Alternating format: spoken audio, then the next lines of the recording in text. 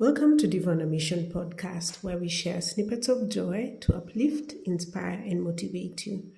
I am your host, Eva the Diva, and I am thrilled to bring you stories that transform everyday moments into profound experiences. Sometime last week, as I was on Easter break, someone sent me an article about the work of Susan Simard. She did some research that, in summary, comes to the conclusion that the only way to save the earth is to put indigenous ecological knowledge first. And I will link the article, I think it's in psyche.co, Psyche Portrait. I think it's an online publication or some sort of magazine.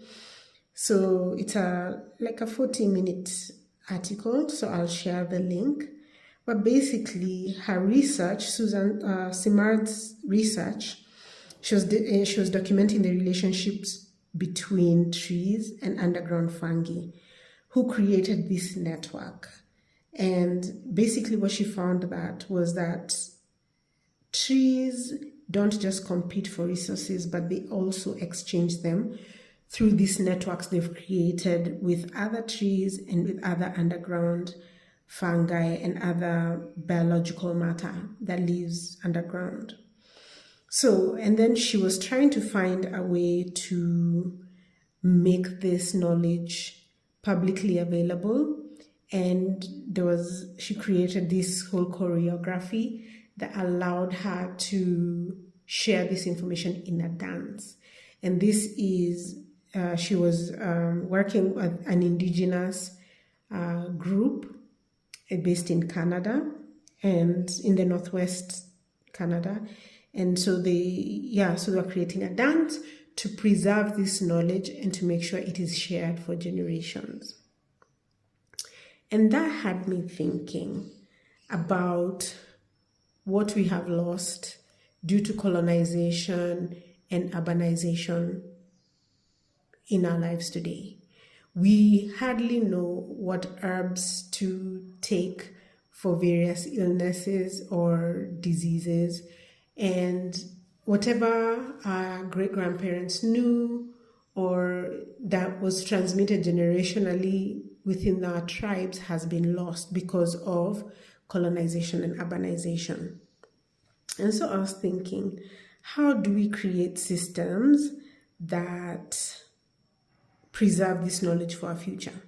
And that I decided to kind of what I think would be a good system of preserving rooted wisdom so that we can preserve indigenous knowledge as a blueprint for our future. So I wanted to break this down into two parts, because we are trying to brainstorm how to create a system that would work to preserve systems that would not fail past our technology, past our being cut off from generational knowledge. So the key things we need to remember is that, from reading this article in Psyche, and the basic thing is that knowledge is relational and not extractive. Western systems often treat land as a resource, while indigenous knowledge treats land as a relationship with memory, spirit, and reciprocity.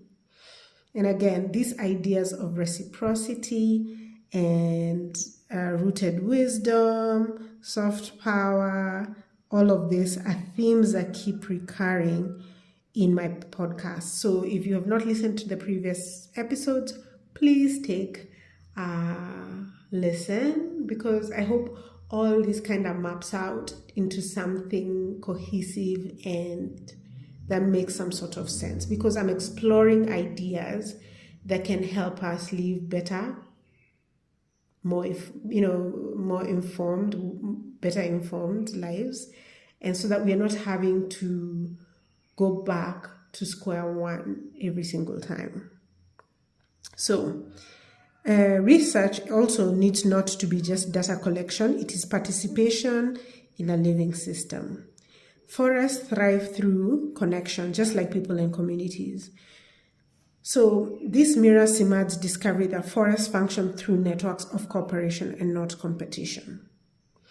The other lesson here is permission, protocol, and respect are essential. The article emphasizes that working on indigenous land requires consent and adherence to cultural laws, not just scientific curiosity, right? So with most contemporary systems now, the scientific method rules and indigenous knowledge or indigenous rules are discarded or forgotten. We need to take this into account in order to create systems that preserve knowledge and that make them part of our culture. So we need to be not just taking knowledge, but we also must be invited so that we are participating in a cohesive system. So we also need, alternatively, to acknowledge that indigenous knowledge is long-term. It's built over generations. And it is also place-based, deeply tied to a specific ecosystem, right? The tribes in the Amazon forest are the tribes most best placed to give us information about what works in that ecosystem. I cannot come from Karura and think I understand the Amazon forest. Indigenous knowledge is place-based, so it is important to talk to the people on the ground. There's a Kenyan saying that kwa ground vitu ni different. Like you can sit in your boardrooms and draw all the plans you want, but when you hit the ground, when you go on site, you will see if the rubber meets the road or if whatever calculations you had made make sense. So the other idea also to absorb or respect is that long-term thinking is a real innovation. So Simard speaks about projects that span 100 to 500 years, right? That means designing systems that outlive you, thinking like ancestors, not just entrepreneurs. So this aligns beautifully with the vision I have of farming, poetry, and like creating a system where I am not just doing, like for me, I want to create a system where farming, dance, poetry, all this creativity work together. I don't want to just take my poetry and put it in a silo or dance in the studio and not bring that knowledge to how I am growing my food, how I'm living my life. I want to live a life that is cohesive, and I'm trying to create a system for my life that then spreads outward to my work and to everything that I'm doing with my community. So the next lesson is that diversity and interconnection create resilience, right? I think that makes sense on its own. Like, if your systems are not clear, they are not going to work effectively. And if they are not interconnected with other systems, they will not survive longer than you. It's like having a forest that only has one type of tree. It is, if a disease attacks that forest, it is going to kill the trees and effectively destroy that forest. But if you have biodiversity in that forest, you have various plants, herbs, animals that live in that forest, the likelihood of one disease coming and effectively killing off that forest are very few. But when you have one type, one disease can easily wipe out a forest. So we need to similarly conceptualize the ideas or the systems when you're looking at finding ways to preserve wisdom for generations. The other thing that we must acknowledge is that knowledge must be protected from exploitation.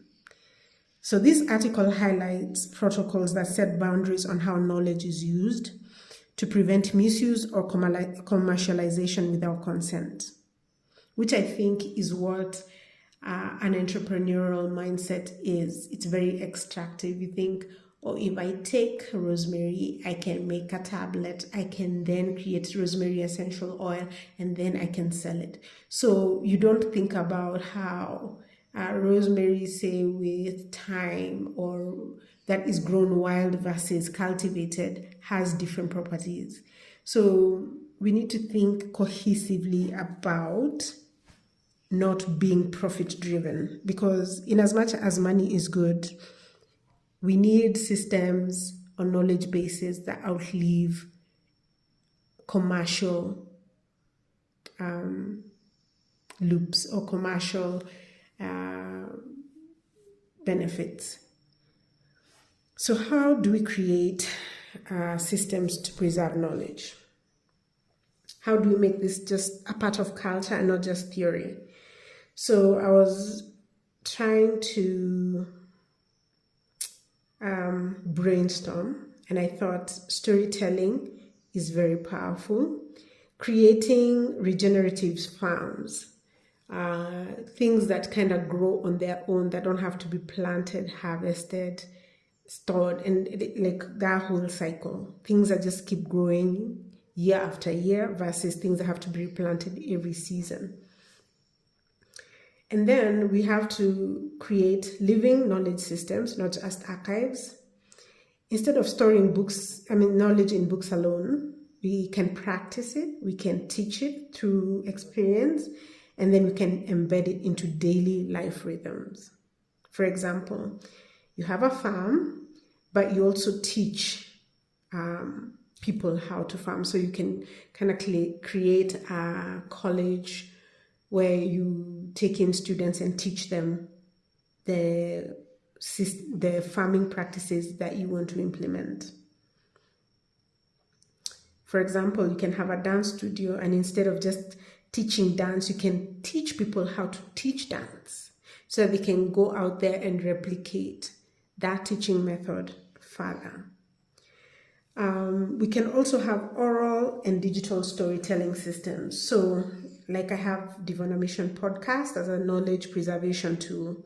And that's why I am trying to discuss things that are of interest to me and pick up patterns that I notice or highlight gaps that I notice in society and in our knowledge systems, so that this can be a trigger for someone else. It can be a reminder, and it is also preserved out there in the ether for other people to pick up on and pass it on. So the idea also with Diva On A Mission podcast is to do just that. Record elders, farmers, artisans, people who are on a mission, and capture the stories behind their practices, and archive it in audio form and video form when I can, and written when I share it on my blog. Because, by the way, if you do not know, deliveredbyeva.blogspot.com is live and working, and I share a written version of the podcast on the blog, and the poetry is shared on there too. So if audio is not your thing and you want to read, you can go to deliveredbyeva.blogspot.com, and you will find podcast episodes there as well as poetry. So I'm creating a multi-format memory system for Diva On A Mission podcast. And as we look at creating these systems that preserve our wisdom, our generational knowledge, this is something we need to look at, because we know knowledge survives when it is shared across ages and not stored in institutions alone. Also, there's creating cultural protocol frameworks, like you borrow from Indigenous systems and, define your knowledge, like define what knowledge is public, define what is sacred or private, and define who can share it and how. This protects against exploitation, misrepresentation, cultural dilution. We also have land-based education systems where we create spaces where knowledge is tied to land, like in that article linked in the show notes. So where you have farms as schools, forest walks as classrooms, and food growing as part of curriculum. Because knowledge detached from land loses meaning. Whatever you can, if you learn it in a classroom and you apply it practically in everyday life, it becomes all the more powerful. We can also embed knowledge in arts and aesthetics. This is where poetry and dance can become powerful tools. We can turn ecological wisdom into poems, into performance, into visual storytelling. Art makes knowledge more memorable. It emotionally captures you, and it is transferable across generations. So we need to think, as we are creating these systems, we need to think in ancestral timelines. And I know timelines is also my poetry collection, and I swear I'm not doing this on purpose. It's just that these themes keep popping up for me over and over again, and this is why I decided to focus and highlight these themes, so that, like I said, I document this knowledge in real time. I record these ideas before, I am distracted by something else, and they're here if we ever need to refer to them. So the things we need to ask when you're looking at ancestral timelines: will this knowledge still exist in 100 years? Who will carry it, right? And if so, how do we create apprenticeship systems or family-based transmissions that can be carried on from family unit to family unit, or create cultural rituals tied to seasons, right? This is something that will take some work, and I think also Simard has worked in this system before, so look up her research, and if you're curious, and see what you can learn from it, because she combines indigenous knowledge with scientific tools and also technology. So we're not replacing one with the other, but we are braiding them to create this very strong rope that can hold us from generation to generation. So basically, the summary of this article in Psyche was looking at creating this braid of combining indigenous knowledge, scientific tools, and technology. But also, what they're trying to say is that beneath the science, there's a future that belongs to people who can hold memory, land, creativity, and systems together. Because we all agree we would be all the more powerful if we had not lost the knowledge from our great-grandparents and all the generations that lived before, when it came to understanding our land, understanding our climate, understanding our biology, understanding our food, all these things, all this knowledge makes us more powerful. So when we encounter something, we have something to counter it with. So for me, this is also just a reminder to keep all these ideas that I get very active in everything that I'm doing, and to try and braid them together. That's why, for me, a way of incorporating dance, poetry, creative writing, farming is very crucial. And that's why I will talk about food. I will write a poem about dance, or dance to a poem. I will write a story about, culture and food, so that all these things can kind of interconnect into a philosophy or a rope that can carry me to different stages of life.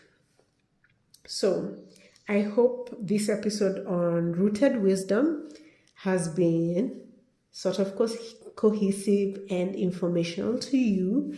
If you have any questions and ideas on how we can create systems that preserve cultural knowledge, preserve environmental wisdom and knowledge, please send them to us by sending an email to dompodcast@gmail.com, or you can subscribe to our YouTube channel, Diva On A Mission Podcast on YouTube, or you can follow us on TikTok at DOAMPod. And until next time, know that knowledge preservation is very important and that we need to actively do it. And until next time, live in peace and harmony with who you are.